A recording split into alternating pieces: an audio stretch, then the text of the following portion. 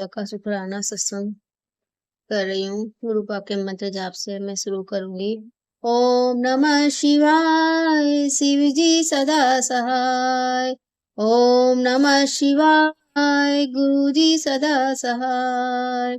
ओम नमः शिवाय, शिव जी सदा सहाय। ओम नमः शिवाय, गुरु जी सदा सहाय। जय गुरु जी, शुक्राना गुरु जी, हर वेले शुक्राना, हर दिन का शुक्राना, हर रात का शुक्राना। अनंतम अनंतम अनंतम अनंतम शुक्राना मेरे गुरु का, कोटि कोटि शुक्राना गुरु का, हर चीज का शुक्राना। मैं ये शुक्राना सत्संग गुरु पा के सामने बैठ के कर रही हूँ। गुरु पा, ये सत्संग मेरे बेटे के बारे में है। गुरुजी ने पिछली उसको नाक की बहुत प्रॉब्लम चल रही थी। शुरू में उसको प्रॉब्लम कोरोना के टाइम से स्टार्ट हुई थी, थोड़ी थोड़ी थी। वैसे तो मैंने बहुत पहले, अब तो नहीं जाती हूँ पंडित जी के पास, पहले मैं दिखाती थी तो सब यही कहते थे इसको बाई बर्थ ही है ये प्रॉब्लम। पहले उसको बचपन में निमोनिया होती थी, मतलब पूरी सर्दी उसके निमोनिया में ही बीतती थी, बिल्कुल भी ठीक नहीं रहता था। उसको इंजेक्शन लगते थे, बहुत बहुत सारे कोर्स होता था। मतलब एक बार ठीक हुआ फिर दोबारा, मतलब सीजन में दो दो तीन तीन बार उसको निमोनिया हो जाती थी। कंपाउंडर भी परेशान हो जाता था कि कहाँ लगाऊं मैं इसके इंजेक्शन, जगह ही नहीं बची है। यहाँ पे बहुत ऐसे डॉक्टर हैं हमारे, जहाँ हम रहते हैं, तो उनके यहाँ उसका ट्रीटमेंट चलता था और किसी के यहाँ से उसको आराम भी नहीं होता था। वहाँ के कंपाउंडर तक भी उसका नाम उनको याद हो गया था। इतना मतलब परमानेंट सा पेशेंट सा बन गया था ये, कि मतलब डॉक्टर के जाता ही रहता था। गर्मियों में पेट की वजह से और सर्दियों में निमोनिया की वजह से। तो 10-12 साल तक ऐसे ही इसका चलता रहा। फिर इसको मतलब को पहले इसको दिक्कत है, जैसे मौसम बदलता था तो इसकी ना उसको मतलब सांस लेने में दिक्कत हो जाती थी, और कभी कभी तो इतनी हालत खराब हो जाती थी कि इसको इनहेलर लेना पड़ता था। ये चलते चलते कोरोना आ गया। कोरोना के टाइम पे फिर इसको, जब मौसम बदला तो उसको दिक्कत हुई, तो मैंने इसको होम्योपैथिक दवाई दिलाई कि कोई बोल रहा था कि इसकी हड्डी बहुत दिनों तक जुकाम रहा, इसकी हड्डी बढ़ गई, वो मांस बढ़ गया है, मांस बढ़ गया है, तो होम्योपैथिक से ठीक हो जाएगा। कई लोगों का हो गया है, उन डॉक्टर से मैंने ट्रीटमेंट कराया उसको। कई महीने इसने दवाई खाई लेकिन उसको बिल्कुल भी आराम नहीं हो रहा।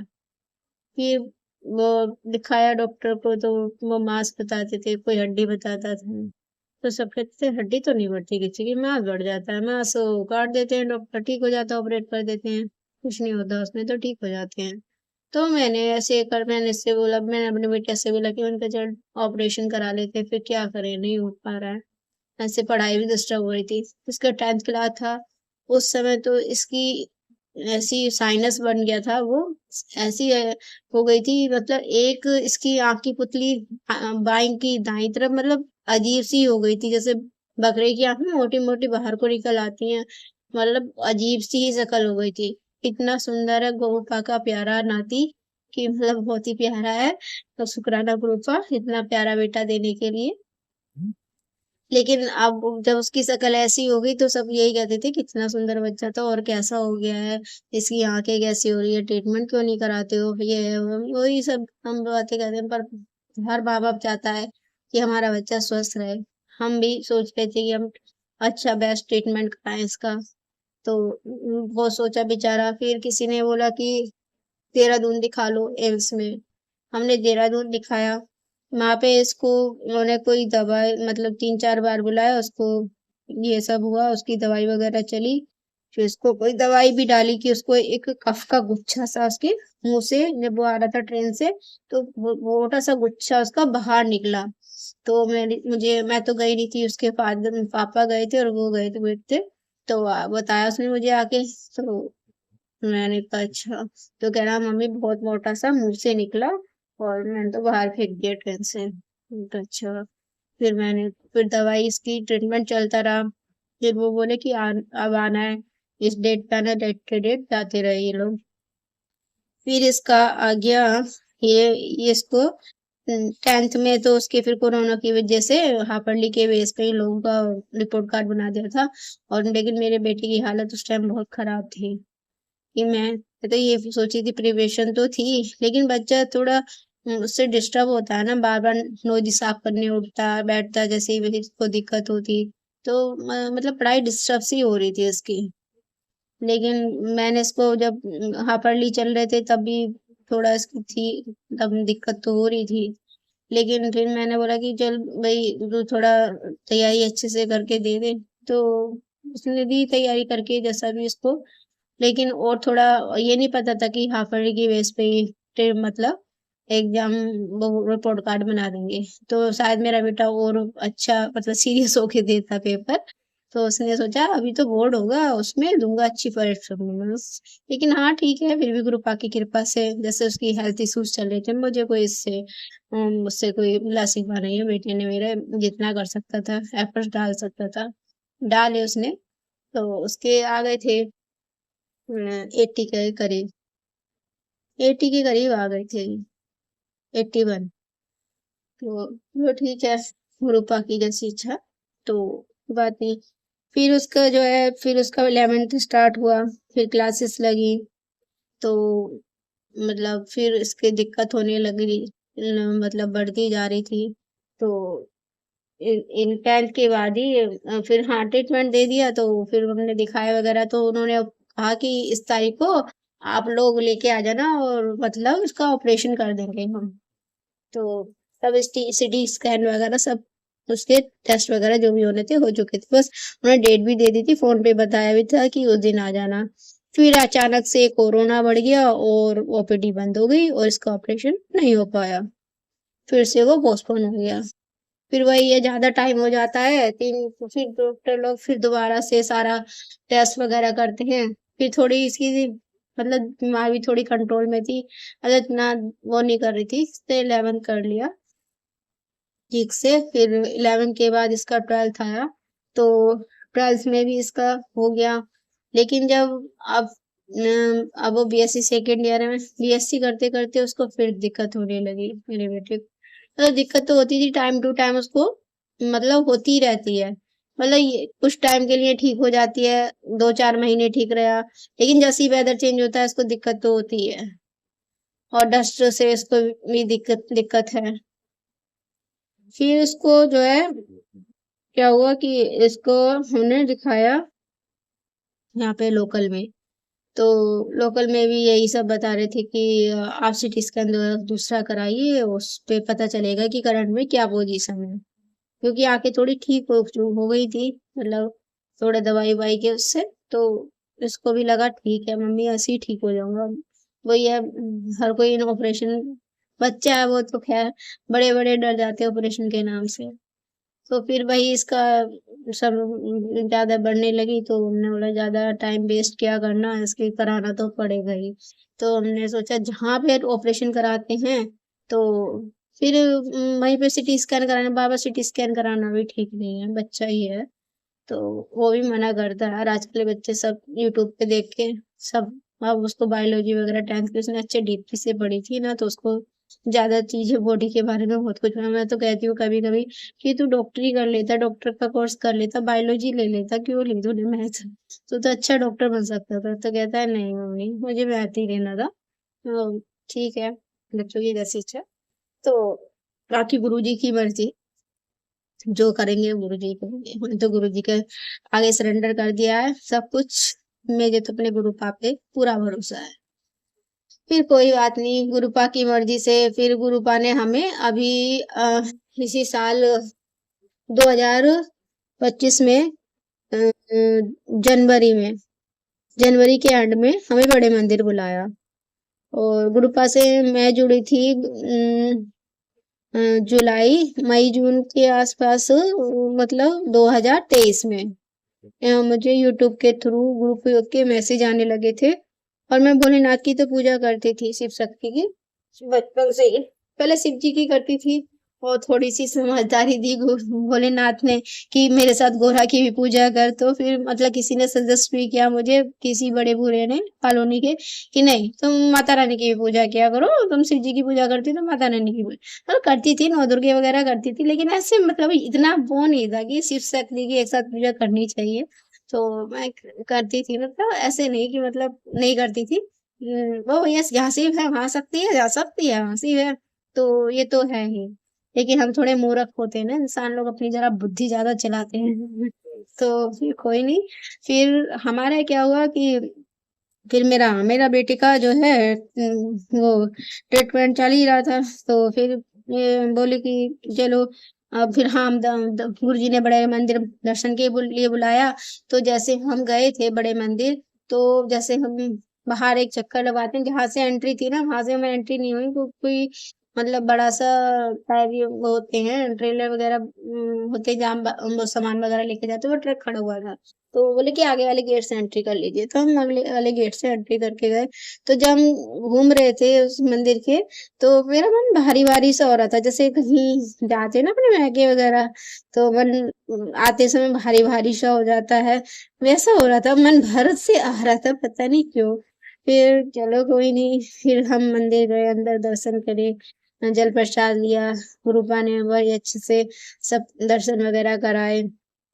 फिर जब हम बाहर निकल के आए तो हम लोटा भी ब्लेस कराने के लिए ले गई थी, एक मम्मी के लिए अपनी और एक अपने भाई के बेटे के लिए। तो बेटे वाले का तो बेटे के पास था और मेरा मम्मी का मेरे पास था, तो हम दोनों के आराम से लोटे ब्लेस हो गए गुरु जी के वहां पे। हम आ गए बाहर निकल के, तो मेरा बेटा कह रहा, वो मेरे हम लोग डिस्कस करने लगे कि ऐसा कैसा लगा, मतलब अंदर जाके तुम्हें क्या फील हुआ, क्योंकि वो दोनों अलग थे, बेटी और मैं अलग थी। तो बेटा बोला कि वो इसके वो मेरे हस्बैंड अंकल बोले कि मुझे तो ऐसे लग रहा था कि जैसे कि मैं स्वर्ग में आ गया हूँ। इतना अच्छा लग रहा था, बहुत अच्छा लग रहा था। तो वो थोड़े जब थोड़ा कनेक्ट नहीं हुए थे, पर वो मेरी वजह से मतलब ग्रुप आज वही वही हस्बैंड जाएंगे तभी मैं ऐसे किसी के साथ मेरी कोई जान पहचान नहीं गुरु संगत से, तो गुरुजी ने ही सब करवाया था, उनकी बुद्धि में डाला जो भी है, लेकिन वो थोड़ा कम कनेक्ट थे, अब हो गए हैं। हाँ, गुरुजी ने सब कर दिया है। तो मैंने फिर हम लोग तो कह रहे कि बहुत अच्छा लग रहा। मेरा बेटा बोला कि मम्मी मेरी तो आंखों में आंसू आ गए थे, लेकिन टपके नहीं थे। मैंने तो उन्हें रोक लिया, कह रहा हाँ मैंने रोक ली थी। वो ये ना थोड़ा जेंट्स वाली वो आने लगे, 20 इयर्स का हो गया है, तो कह रहे रोक, मैंने रोका क्यों, मैंने कहा बहने देता, कोई नहीं, सबके बहते हैं यहाँ पे, सब कष्ट कर हटवाते हैं गुरुजी, जितने आंसू बहते हैं उनको रोकना नहीं चाहिए, बहने देना चाहिए। तो मैंने कहा मेरा तो मन भर आया था, लेकिन मेरा मतलब आंसू आए थे और मतलब मैंने रोके नहीं, बहे ही नहीं, मतलब वो अंदर ही रह गए, मतलब बाहर नहीं निकले, आंखों आंखों में जैसे उतना पानी आया और बस। तो गुरु उसके आंखों आंखों में आंसू आ गए थे। तो मैंने बोला तेरे कष्ट गुरु जी ने काटे, जय गुरु जी, शुक्राना गुरु जी महाराज, अनंत अनंत शुक्राना मेरे गुरु का, सच्चे बादशाह मेरे गुरु जी महाराज की जय, मेहर करना गुरु का। फिर उसका जो है फिर से ट्रीटमेंट स्टार्ट हुआ, मतलब वही बुद्धि में डाला गुरुजी ने कि मैंने पर्ची डाली डाउट के लिए कि गुरुजी ऑपरेशन कराए नहीं कराए, तो गुरुजी ने तीनों बार ऑपरेशन करा ले, ऑपरेशन करा ये पर्ची निकाली। तो मैंने भी फिर डिसाइड कर लिया कि नहीं, ऑपरेशन कराना ही पड़ेगा, मतलब ऑपरेशन करा लेती हूँ। अब गुरुजी अब यहाँ पे ये दिक्कत आ रही थी कि यहाँ कराएं, लोकल में कराएं, या फिर हम देहरादून साइड जाएं, या फिर हम दिल्ली साइड जाएं, तो फिर वही हो रहा था कि कहाँ कराएं। तो फिर बराबर में हमारे हैं ईएनटी के डॉक्टर हैं, तो उनको भी दिखाया, तो बोले कि अभी करंट की सिचुएशन तो मतलब सीटी स्कैन देख कराना पड़ेगा आपको, अभी मैं लिख देता हूँ और आप करा लीजिए। तो मेरा बेटा बोला कि नहीं मम्मी मुझे यहाँ नहीं कराना, कहीं मतलब बाहर कराना है। फिर मैंने कहा, ठीक है। फिर हम मेरे हस्बैंड रेलवे में हैं, तो बोले कि तो मैं सेंटर में देखता हूँ, सेंटर में डॉक्टर अच्छे होंगे तो वहीं हो जाएगा, नहीं तो वो बाहर के लिए रेफर कर देंगे। फिर लोकल में जो हॉस्पिटल है रेलवे का वहाँ पे लिखवाया, फिर वहां से रेफर कराया सेंट्रल हॉस्पिटल के लिए, फिर वहां पे बुलाया। ये आंटी के जो डॉक्टर थे उन्होंने मतलब उसका वो सब टेस्ट वगैरह कराए, 5 6 बार बुलाया, फिर उन्होंने डेट दे दी थी 19 नहीं 22 22 अप्रैल 22 अप्रैल पहले वो मई में दे रहे थे, तो मैंने कहा अगर मई में बहुत गर्मी हो जाएगी और इसके एग्जाम वगैरह भी होने लगेंगे बीएससी के, तो आप ऐसा करें कि अप्रैल में ही मिल जाए डेट तो अच्छा है। तो वो बोले कि चलो ठीक है बात करते हैं। तो बात की तो वो बोले कि चलो ठीक है फिर 22 अप्रैल में आ जाइए। तो 22 अप्रैल में उसका ऑपरेशन हुआ था। मैं तो जा नहीं पाई थी, बस दोनों ही गए थे, उसके फादर और मेरा बेटा। तो उसको सैटरडे में एडमिट कर लिया था। मतलब 2-3 दिन पहले एडमिट कर लिया था। और उसका फिर 22 अप्रैल को उन्होंने ऑपरेशन किया था। तो उसके मामा है तो वो दिल्ली में आर्मी में है, तो लंच वगैरह लेके आ जाते थे घर पे। बेटे का तो मेरा वहीं से मिल जाता था। और मतलब उसमें से पैसे कट जाते हैं, आप लेते हो तो पेशेंट के लिए तो वहां से तो कर दिया था, क्योंकि फिर वही दिक्कत है ना कि पेशेंट के लिए टाइम से होना चाहिए। और फिर गुरु जब मैं पूछती तो कहता था, जब भी वो वहां पर जाता था, मतलब डॉक्टर बुलाते थे उसको तो कहता था आज भी गुरु जी की गाड़ी खड़ी हुई थी वहां पर, गुरु जी लिखा हुआ था उस गाड़ी पे, हॉस्पिटल में खड़ी थी।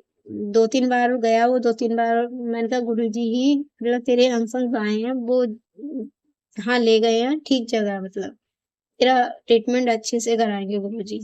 क्यों मैंने तो गुरु जी पे सौंप दिया सब कुछ, गुरु जी की मर्जी नाल ही हो रहा है सब कुछ। तो उसका ऑपरेशन हो गया, वो 3-4 दिन, एक हफ्ते में लौटा वहां से। फिर जब आया फिर तो उसका उसका मतलब जो कुछ ट्रीट बताया था धुलाई वगैरह करने के लिए नोज में, दवाई डालने के लिए, खाने की दवाई थी थोड़ी एंटीबायोटिक, तो सब चली उसकी। और फिर खाना पीना भी मतलब ये बोल उसने मेरे डॉक्टर ने सब बोल दिया मुझे, सब दीजिए, चावल दीजिए, सब कुछ दे मुझे, हम ना मैं सब खाऊंगा। तो मैंने बोला बेटा चावल मत खाओ, चावल थोड़ा अवॉइड करो, अभी 10-15 दिन बाद लेना स्टार्ट कर लेना, जख्म बढ़ जाएगा अंदर से। तो बोला नहीं मम्मी, डॉक्टर ने बोला है आप सब खाओ, मैं सब खाऊंगा। मैं वही चल ठीक है। फिर जैसे पता चला सबको, इसकी नानी और मामा लोगों को तो पता ही था, मेरी ससुराल में किसी को नहीं पता था, और मेरी सिस्टर वगैरह को भी पता था। तो वो लोग फोन वोन कर रहे थे, कभी इसके फोन पे करते थे, कभी मैंने कहा मैं तो यहाँ पे हूँ, मुझे तो कुछ नहीं पता। तो वो उसको ही करती थी, या अपनी जीजा जी वगैरह को करती थी, मम्मी ने भी किया, इनको कई बार फोन पे बात की इसके हाल चाल लिए। सब हो गया फिर ये आ गया। फिर मतलब इसका अब चल रहा, अब इसको 1 महीना होने को आ गया, मतलब आज 20 20 मई है, 20 मई है। इसको बीच में बुलाया था, तो वो बोल रहे थे कि एक जो मतलब लेफ्ट साइड में ज्यादा था इसका, तो लेफ्ट साइड राइट साइड का तो ज्यादा था, तो राइट साइड में तो बोले कि ठीक है, लेकिन लेफ्ट में कुछ थोड़ा लग रही है अभी दिक्कत, तो दोबारा से करना पड़ेगा। दोबारा से करना पड़ेगा, ये बड़ी प्रॉब्लम। मैं कहा गुरु जी आपने क्या किया। फिर कोई नहीं, अब जो भी कष्ट है तो सब गुरु जी कहते ही हैं कि झेलने पड़ते हैं, भोगने पड़ते हैं। फिर गुरुपा ने गुरुपा के ऊपर छोड़ दिया, मंत्र जाप करती रहती हूँ, गुरुपा का अरदास करती हूँ बेटे के लिए अपने। गुरुपा का मैसेज आता है, मैं तेरे बेटे के अंग संग सहाय हूँ, तू बिल्कुल फिक्र मत किया कर अपने बेटे की, उसका कैरियर भी मैं ब्लेस करूंगा, वो करोड़ों का मालिक बनेगा, तेरा नाम रोशन करेगा। जय गुरु जी, शुक्राना गुरु जी। गुरुपा आप तो सब कुछ जानते हो, ग्रुप आके बहुत मैसेज आते रहते हैं, मैं तो मैसेज पढ़ के भूल जाती हूँ।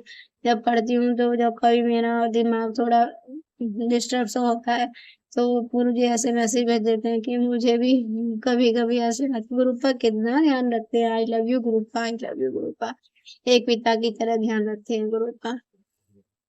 और हर समय ग्रुप मुझे बटरफ्लाई की और ट्रिपल नंबर, डबल नंबर की ब्लेसिंग देते हैं। 7 नंबर तो मेरा रोड पे ही घर है, मैं खड़ी हो जाती हूँ तो कोई 4 गाड़ियों में से 3 गाड़ियों पे 7, 7, 7, 4, मतलब ऐसे डिजिट जाती रहती है, कार पे हो, बाइक पे, स्कूटी पे, मतलब जो कुछ भी निकलेगा, टेम्पो तक पे, ऑटो तक पे मतलब दिखाई देती है। और अभी 2-3 दिन पहले तो दिन में मुझे 2 बार ग्रुप की ब्लेसिंग दिखाई दी। किसी की कार थी पीछे कॉलोनी में से आ रही थी, मैं ऐसे खड़ी थी बालकनी में, तो उसपे लिखा था 77, वो 17 17 लिखा हुआ था और उसपे लिखा हुआ था गुरुजी। फिर थोड़ी देर बाद ही आधे घंटे बाद एक और वो जा रही थी, उसपे लिखा था ब्लेसिंग ऑलवेज गुरुजी, और गुरुजी लिखा हुआ था एक साइड में। जय गुरुजी, शुक्राना गुरुजी। गुरुजी यह फीलिंग हमेशा कराते रहते हैं, प्रेजेंटेशन फील कराते हैं कि मैं तुम्हारे साथ हूँ, तुम्हारे अंग संग आए हूँ, मैं तुम्हारे आसपास हूँ हमेशा। जय गुरु।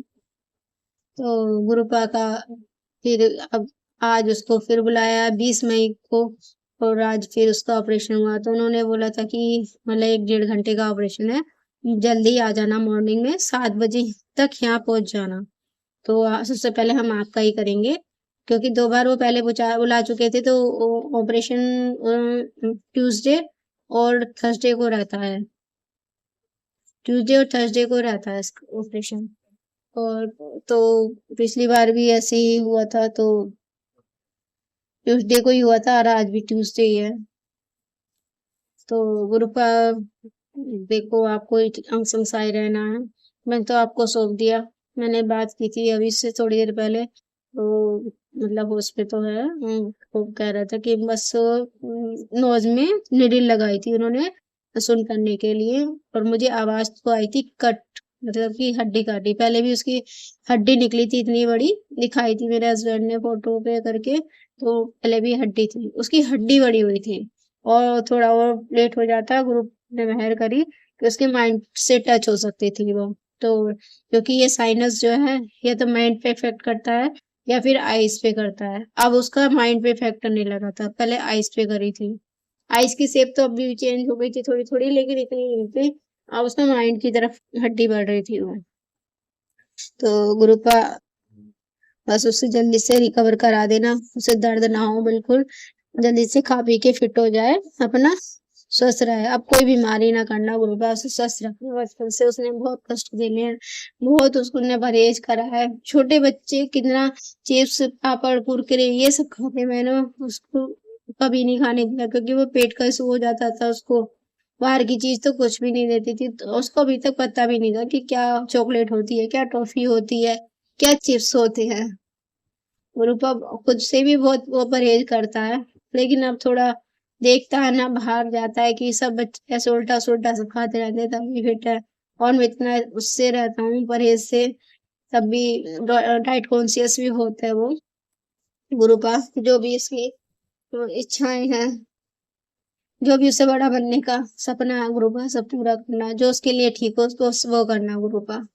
ना उसे पता अपने बारे में क्या अच्छा है, ना मुझे पता उसके लिए क्या अच्छा है। सबसे बढ़िया तो गुरुपा आप ही सोच सकते हो, इसलिए मैंने गुरुपा आपके चरणों में सौंप दी अपने बच्चों की जिम्मेदारी।